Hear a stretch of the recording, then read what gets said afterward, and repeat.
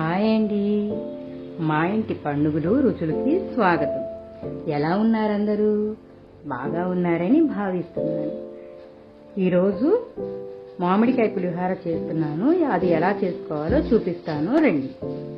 మామిడికాయ పులిహోరకి కావాల్సిన పదార్థాలు: మామిడికాయలు, కావాల్సిన పదార్థాలు వేరుశనగపప్పు, పచ్చిశనగపప్పు, అంటే పల్లీలు, పచ్చిశనగపప్పు, మినపప్పు, ఆవాలు, పచ్చిమిర్చి చీలికలు మధ్యలో చీల్చుకొని పెట్టుకోవాలి. ఎండుమిర్చి, గుప్పిడి కరివేపాకు. ఇవి బియ్యం వేసుకొని శుభ్రంగా కడిగి పెట్టుకోవాలి. ఇలా నీళ్లు పోసుకొని మనం అన్నం ఉడికించుకుంటాము. స్టవ్ వెలిగించుకొని కుక్కర్ పెట్టుకుంటాము. విజిల్ పెట్టుకొని ఒక 5 విజిల్స్ వచ్చేదాకా ఉడికించుకోవాలి.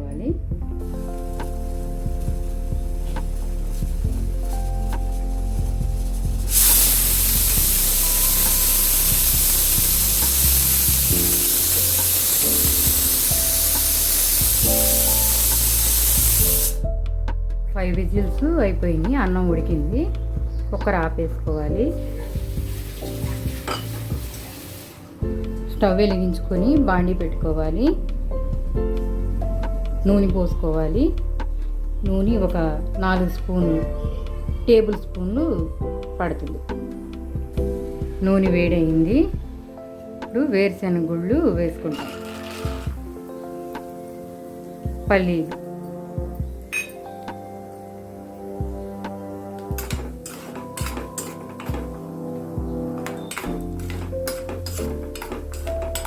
తర్వాత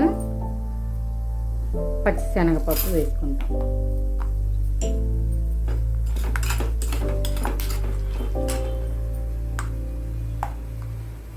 మినపప్పు గుళ్ళు వేసుకుంటాం.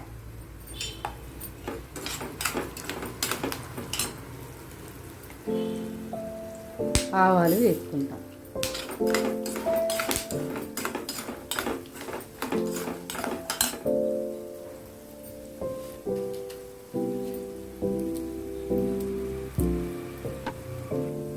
ఎండుమిర్చి ఇలా తుంచి వేసుకోవాలి.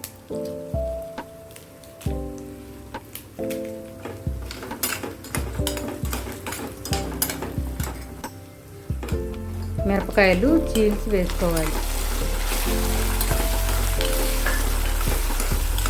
పచ్చిమిర్చి వేసుకున్నాం. వీటన్నిటిని మాడకుండా వేసుకోవాలి.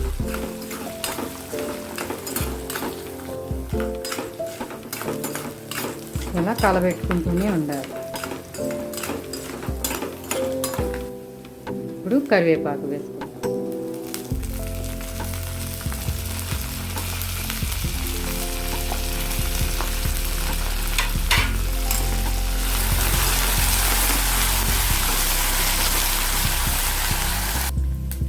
ఇప్పుడు పసుపు వేసుకోవాలి. పసుపు నూనెలోనే వేసుకుంటే వేగేటప్పుడు మీకు పసుపు వాసన రాదనమాట. ఇంకా స్టవ్ ఆపేసుకోవడమే.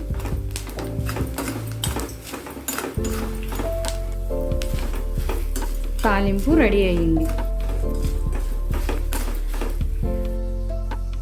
3 సరిపోతాయి. ఒక 1/2 కేజీ అన్నానికి 3 మామిడికాయలు సరిపోతాయి. పులుపు సరిపోకపోతే మనం నిమ్మకాయ పిండుకోవడమో లేకపోతే ఇంకొకటి యాడ్ చేసుకోవడమో ఉంటే యాడ్ చేసుకోవడమో చేయాలి. అది ఎలాగో చూపిస్తాను. ముందు దీన్ని పీల్ తీసుకోవాలి. ఇలా పీల్ తీసుకోవాలి.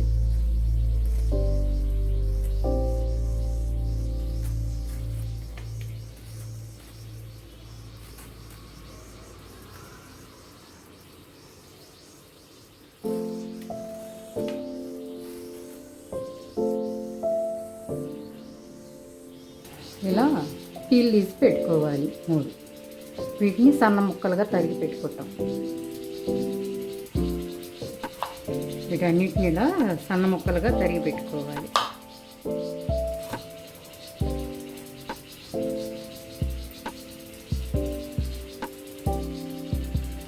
ఇవి విత్తనం ముందే తీసి పెట్టేసుకోవాలి. ఇది కొంచెం కూడా తగలకూడదు, తగిలిందంటే ఒగరు వచ్చేస్తుంది పులిహోర. విజిల్ వచ్చింది, అన్నం ఉడికిందేమో చూద్దాము. అన్నం ఉడికింది. అన్నం తీసి చల్లార్చుకోవాలి. గిన్నె పెట్టుకొని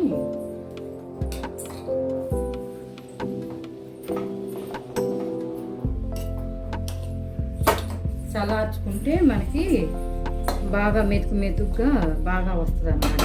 అందుకొని చల్లారబెట్టుకోవాలి అన్నాన్ని. ఈ విధంగా అంతా వేసుకొని చక్కగా చల్లారనివ్వాలి. ఇలా సన్న ముక్కలు తరుక్కోవాలి. ఇట్లా తరుక్కుంటే నీకు మెత్తగా గ్రైండ్ అవుతుంది అన్నమాట, ముక్కలు తగలకుండా. వీటిని మిక్సీకి వేసుకోవాలి. ఇలా మిక్సీ జార్లో వేసుకొని మిక్సీ పట్టుకొని వస్తాను. దీనిలోనే మిక్సీకి వేసుకునేటప్పుడు తగినంత ఉప్పు వేసుకుంటే సరిపోతుంది. దీంతో ఈ స్పూన్తో 3 స్పూన్లు వేస్తున్నాను, సరిపోతుంది. ఈ విధంగా బాగా మెత్తగా గ్రైండ్ చేసి పెట్టుకుంటే మనకి ముక్కలు కూడా, కొంతమందికి ముక్కలు తగిలితే నచ్చదు కదా, వాళ్ళకు కూడా బాగా ఇష్టంగా తింటారు, పిల్లలు ముఖ్యంగా. పోపుని ముందుగా ఇందులో వేసి పెట్టుకుంటాం అన్నంలో.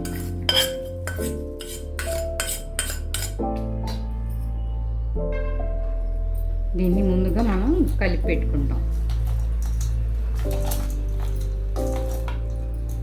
కలిపి పెట్టుకుంటే ఇందులో ఆయిల్ ఉంటుంది కదా, ఆ ఆయిల్ అన్నానికి పట్టి నీకు బాగా మెతుకుగా బాగా కనపడుతుంది అన్నమాట. బాగుంటుంది తినడానికి. ఇది ఇలా కలిపి పెట్టేసుకున్నాం కదా, ఇది కొంచెం చల్లారాలి. చూడండి, చక్కగా చల్లారిపోయింది. ఇప్పుడు మనం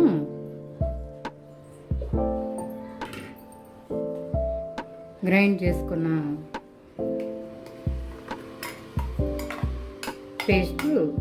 మామిడికాయ పేస్ట్ కలుపుకుంటాం.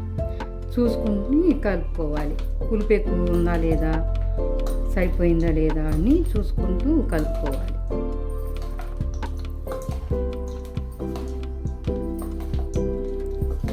చక్కగా ఇలా తిప్పుకుంటూ కలుపుకున్నామంటే అంతా శుభ్రంగా కలుస్తుంది.